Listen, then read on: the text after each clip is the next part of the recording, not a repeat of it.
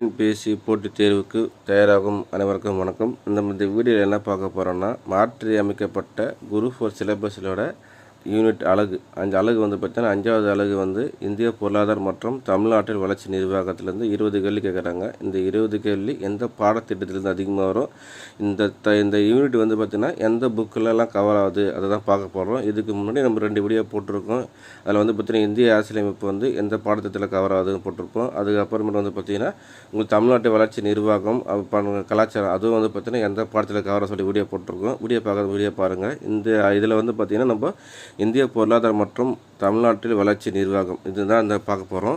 இதில் வந்து பார்த்திங்கன்னா உங்களுக்கு 20 கேள்விகள் வந்து கேட்குறாங்க. டோட்டலாக எவ்வளோ கேள்வி கேட்குறாங்கன்னா 20 கேள்விகள் வந்து இது கேட்குறாங்க. 20 கேள்வியுமே வந்து இந்த 2 புத்தகத்துலேருந்து படித்தா போதும். கண்டிப்பாக உங்களுக்கு 10 கேள்வி இந்த 2 புத்தகம் தான் வரும். அது எந்த புத்தகம்னு வந்து பார்த்தீங்கன்னா நம்ம 11ஆம் வகுப்பு 12ஆம் வகுப்பு பொருளியல் பாடத்திட்டம் தான். என்னென்னா நம்ம வந்து குரூப் 4 வந்து 10வது தரம் தானே, இதே 11வது பாடம் படிப்போம். ஏன்னா இந்திய பொருளாதாரத்தில் இந்த கொடுத்துருக்க தலைப்பு எல்லாமே வந்து எந்த புக்கில் மேக்ஸிமம் கவர் ஆகுதுன்னா உங்களுக்கு +1 +2 புக்கில் கவர் ஆகுது. அதனால் நீங்கள் +1 +2 புக்கு கண்டிப்பாக நீங்கள் படித்தே ஆகணும்.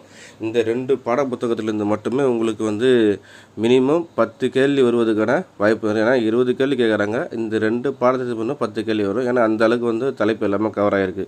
இப்போ நம்ம சிலபஸ் வந்து 1 by 1 நம்ம பார்க்கலாம். ஃபர்ஸ்ட் வந்து பார்த்திங்கன்னா இந்திய பொருளாதாரம் மற்றும் தமிழ்நாடு வளர்ச்சி நிர்வாகம் 20 கேள்வி வராங்க. கண்டிப்பாக மிகப்பெரிய கொஸ்டின் தான். இதுக்கு முன்னாடி வந்து உங்களுக்கு வந்து கேள்வி கம்மியாக கேட்டாங்க இந்திய எக்கனாமிக்ஸில். இப்போ வந்து பார்த்திங்கன்னா உங்களுக்கு 20 கேள்வி கேட்குறாங்க.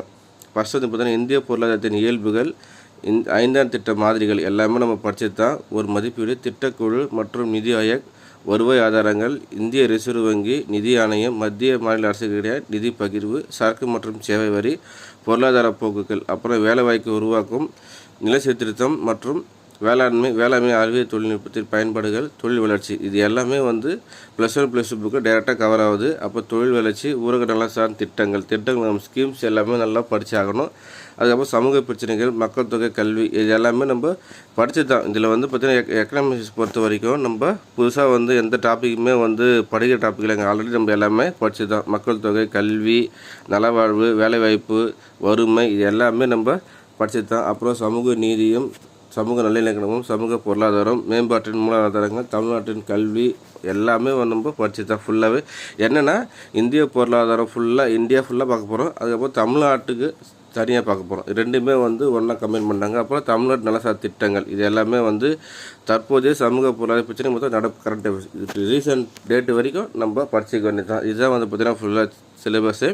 இதில் நம்ம 6வது புக்கிலேருந்து 12வது புக்கு வரைக்கும் எந்தெந்த தலைப்பில் படித்தா போதும் அப்படின்னு சொல்லி பார்க்க போகிறோம். ஃபஸ்ட்டு வந்து பார்த்தீங்கன்னா 6வது புக்கில் வந்து பார்த்திங்கன்னா பேசிக்காக கொடுத்துருப்பாங்க. பொருளியல் பாடத்தில் பொருளியல் ஒரு அறிமுகம் அப்படி சொல்லிட்டு கொடுத்துருப்பாங்க. எக்கனாமிக்ஸ்னால் என்ன, எக்கனாமிக்ஸ் எப்படி இருக்கும் அப்படி சொல்லிட்டு பேசிக்காக வந்து கொடுத்துருப்பாங்க. ரொம்ப கண்டென்ட்லாம் இருக்காது. ஒரு முக்கியமான தலைப்பு மட்டும் நீங்கள் படித்தாலே உங்களுக்கு போதும் 6ஆம் வகுப்பு புக்கு. அதுக்கப்புறம் வந்து பார்த்திங்கன்னா 7ஆம் வகுப்பு புக்கு பார்த்திங்கன்னா உற்பத்தி. 7ஆம் வகுப்பு புக்கில் என்ன கொடுத்துருக்காங்கன்னா உற்பத்தி ஒரே தலைப்பு மட்டும் தான் கொடுக்கும். இப்போது 6வதுலேருந்து 7வது வரைக்கும் வந்து பார்த்திங்கன்னா மினிமம் டோட்டலாகவே உங்களுக்கு மொத்தம் 3 யூனிட் தான் கவர் ஆகும். 3 ஒரு பாடம் தான். அது பேசிக்காக தான் இருக்கும் உற்பத்தி. அதுக்கப்புறம் உள்ள தலைப்பெலாம் கவராக கண்டிப்பாக ஒரு சில தலைப்பு படிச்சுக்கோங்க. அதுக்கப்புறம் 7வதுல வரியும் மற்றும் அதன் முக்கியத்துவம் கண்டிப்பாக ரொம்ப இம்பார்ட்டண்டான டாப்பிக்கு வரி பற்றி உங்களுக்கு மத்திய அரசு மாநில அரசு விதிக்கின்ற வரி, அதை வரி பங்கீடு இது எல்லாமே வந்து உங்களுக்கு பேசிக்காக வந்து 7th புக்கிலே கொடுத்துருக்காங்க. நீங்கள் 7th புக்கில் ஃபுல்லாக படித்தாலே உங்களுக்கு கவர் ஆகும். அதுக்கப்புறமேட்டு வந்து பார்த்திங்கன்னா 8th புக்கில் வந்து பார்த்திங்கன்னா பணம் மற்றும் முதலீடுகள், சேமிப்பு, பொது மற்றும் தனியார் துறைகள் கண்டிப்பாக இது ரெண்டுமே வந்து இம்பார்ட்டண்டான டாப்பிக்கு. கண்டிப்பாக பேசிக்காக கொடுத்துருப்பாங்க. இதில் எல்லாமே நீங்கள் கவர் ஆகும். ஃபுல்லாக நீங்கள் ஒரு டைம் படித்து பார்த்தீங்கன்னாலே உங்களுக்கு நல்லா தெரியும். எக்கனாமிக்ஸை பொறுத்த வரைக்கும் 6வதுலேருந்து 8வது வரல சில டாப்பிக் தான் கவர் ஆகும். மொத்தமாக பார்த்திங்கன்னா அதில் ஒரு 3 டாப்பிக்கு இது மொத்தம் 5-6 டாப்பிக் தான் வந்து கவர் ஆகும். இது ஃபுல்லாக படிச்சிக்கலாம் போதும். அதுக்கப்புறமேட்டு வந்து பார்த்திங்கன்னா 9ஆம் வகுப்பு என்ன பண்ணும் உங்களுக்கு இதில் வந்து தொலைநோக்கு அளவீடு மற்றும் நிலைத்தன்மை கண்டிப்பாக இது படித்தாகணும். அதுக்கப்புறம் மட்டும் இந்திய மற்றும் தமிழ்நாட்டு வேலைவாய்ப்பு டேட்டா நம்ம சிலபஸ்லேயே இருக்குது. பணம் மற்றும் கடன் இது படிச்சுக்கணும். தமிழ்நாட்டின் வேளாண்மை இது எல்லாமே வந்து 9th புக்கில் இருக்குது. எல்லாமே இம்பார்ட்டன்ட் டாபிக் தான். இப்போ 9thலேருந்து வந்து பார்த்திங்கன்னா நல்லா டீப்பாக கொடுத்துருப்பாங்க. அதனால் ஃபுல்லாக நீங்கள் கவர் பண்ணுறது ரொம்ப நல்லது. அதுக்கப்புறமேட்டு வந்து பார்த்திங்கன்னா உங்களுக்கு 10th புக்கில் இருக்கிற எல்லா டாப்பிக்கும் நம்ம படித்தாகணும். என்னென்னா மொத்த உள்நாட்டு உற்பத்தி மற்றும் அதன் வளர்ச்சி ஒரு அறிமுகம். மொத்த உள்நாட்டு உற்பத்தி என்ன ஜிடிபிலாம் ஃபுல்லாக போய் அது ஃபுல்லாகவே நமக்கு கவர் ஆகும். அதுக்கப்புறம் உலகமயமாதல் மற்றும் வர்த்தகம் இதுவும் படிக்கணும். உணவு பாதுகாப்பு மற்றும் ஊட்டச்சத்து இதுவும் நம்ம படிக்கணும். அரசாங்க வரிகள் ரொம்ப ரொம்ப இம்பார்ட்டன்ட். இப்போ நம்ம 7th புக்கில் படிச்சிருப்போம், அதே தான் வந்து பார்த்திங்கன்னா நம்ம 10th புக்லேயும் நம்ம படிக்கிறோம். அதுக்கப்புறம் தமிழ்நாட்டில் தொழில்துறை தொகுப்புகள் இதுவும் நம்ம ஃபுல்லாக படிக்கணும். இப்போ மேக்ஸிமம் வந்து பார்த்திங்கன்னா நம்ம பேசிக்லேருந்து தான் உங்களுக்கு வந்து இன்க்ரீஸ் ஆகிட்டே வருது. அதனால் 6ஆம் வகுப்பு வந்து படிக்கிறது ரொம்ப ரொம்ப நல்லது. அதுக்கப்புறமேட்டு இதுதான் ரொம்ப ரொம்ப முக்கியமான டாப்பிக்கு நம்ம +1 பாடத்திட்டம். ஏன்னா +1 பாடத்திட்டம் நிறைய வந்து கவர் ஆகுது. ஃபஸ்ட்டு வந்து பார்த்திங்கன்னா நுண்ணறி பொறியியல் அறிமுகம். அந்த பொறியியலை பற்றி உங்களுக்கு என்னென்ன சொல்லியிருக்காங்க, பொறியியல் ஒரு எக்கனாமிக்ஸை பற்றி என்னென்ன ஒரு டாபிக் யார் யார் என்னென்ன கூட்டுலாம் சொல்லியிருப்பாங்க பற்றி, அதாவது சும்மா ஒரு டாபிக் தான், ஒரு பேசிக்காக 2-3 டாபிக் படித்தா போதும். அதுக்கப்புறம் உற்பத்தி நுகர்வு பகுப்பாய்வு, உற்பத்தி சும்மா இதில் அந்தந்த டாப்பிக்லாம் படித்த அப்புறம் செலவு மற்றும் வருவாய் பற்றிய ஆய்வு இதெல்லாம் இப்போ கொஞ்சம் படித்தா போதும். இது போல் ஃபுல்லாக நீங்கள் வச்சு இதுக்கப்புறமேட்டு தான் நம்ம சிலபஸ் நல்லா கவர் ஆகும். இந்திய பொருளாதாரம் இதுதான் ரொம்ப ரொம்ப முக்கியம். டேரெக்டாக நம்ம சிலபஸ்லேயே இருக்குது. இப்போ இந்திய பொருளாதாரம் பற்றி ஃபுல்லாக டீட்டெயிலாக கொடுத்துருப்பாங்க.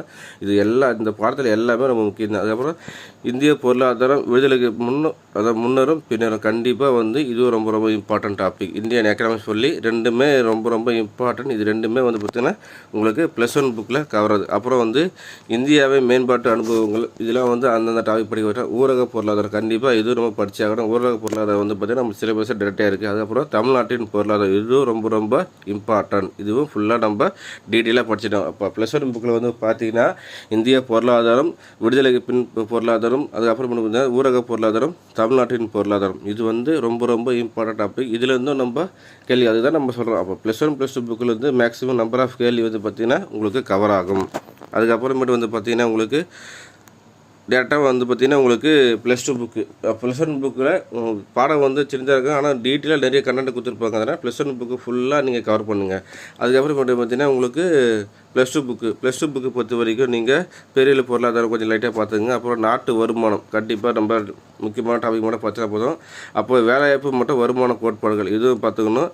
அதுக்கப்புறம் பணவியல் பொருளியல் இதுவும் கொஞ்சம் லைட்டாக முக்கியமான டாபிக் மட்டும் போதும். ஏன்னா +2 புக்கில் பொறுத்த வரைக்கும் முக்கியமான டாபிக் மட்டும் கற்றுக்கலாம். அதுக்கப்புறமேட்டு வந்து பார்த்திங்கன்னா வங்கியல் பேங்கிங் கண்டிப்பாக வந்து டேரெக்டாக சிலபஸ்லேயே இருக்குது. அப்புறம் பன்னாட்டு பொருளியல் இதுவும் வந்து சிலபஸ்லேயே இருக்குது.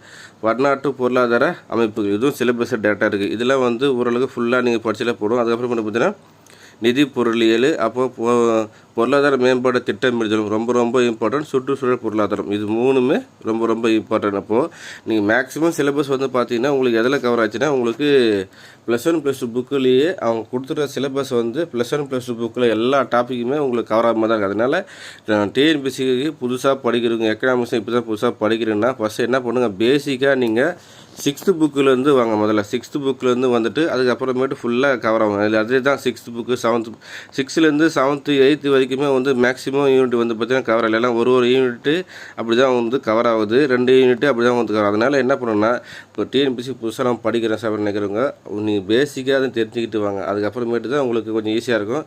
டேரெக்டாக வந்து நீங்கள் +1 +2 புக்கு போயிடாது. ஏன்னா கொஞ்சம் கடினமாக இருக்கும். அதனால் பேசிக் 6ஆவதுலேருந்து நீங்கள் ஃபுல்லாக படிச்சுட்டே வந்தீங்கன்னா ரொம்ப ஈஸியாக இருக்கும். சரிங்களா? இந்த வீடியோ பிடிச்சி லைக் பண்ணுங்கள், உங்கள் ஃப்ரெண்டுங்க ஷேர் பண்ணுங்கள் மக்களே.